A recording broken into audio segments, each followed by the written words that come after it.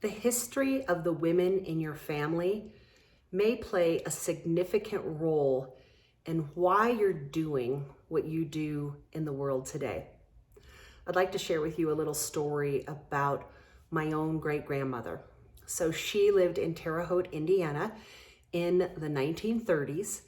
And one day when she was in her 40s, she came home and stopped talking.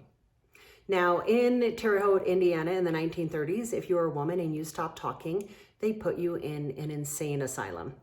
And so my great-grandmother, she lived in Indiana small town asylum for the rest of her life. She never spoke again.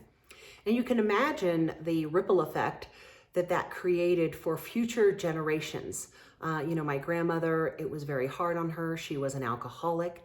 And then it created a very difficult childhood for my mother. And as a result, she is highly critical and challenging in just being able to deal with her. And then, I noticed in myself just this strong desire to be a voice for the voiceless. And it's funny because I never really connected the dots about that and thinking about being a voice for the voiceless, because 2 generations earlier, my great-grandmother lost her voice. And this was interesting because it carried such a strong, powerful theme for me, just being out in TV news. I was always doing like consumer reports or, helping individuals who felt like they didn't have a voice in a certain situation or circumstance.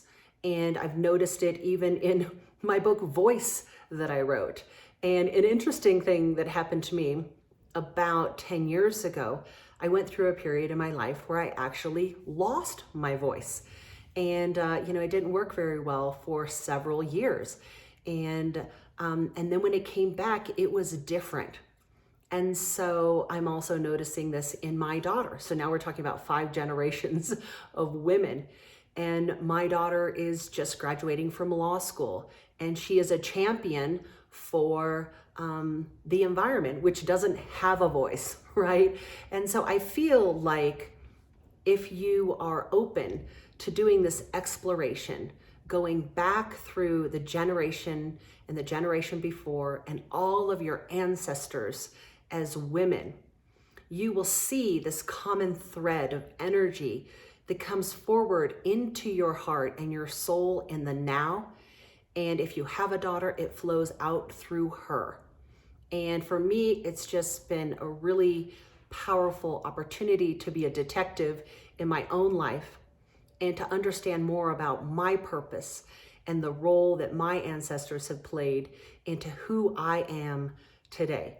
And, it's interesting because my entire life, I have been a messenger, even from the earliest time when I was in college. I worked for a congressman on Capitol Hill, and I was his constituent correspondent. So I wrote letters to all the constituents.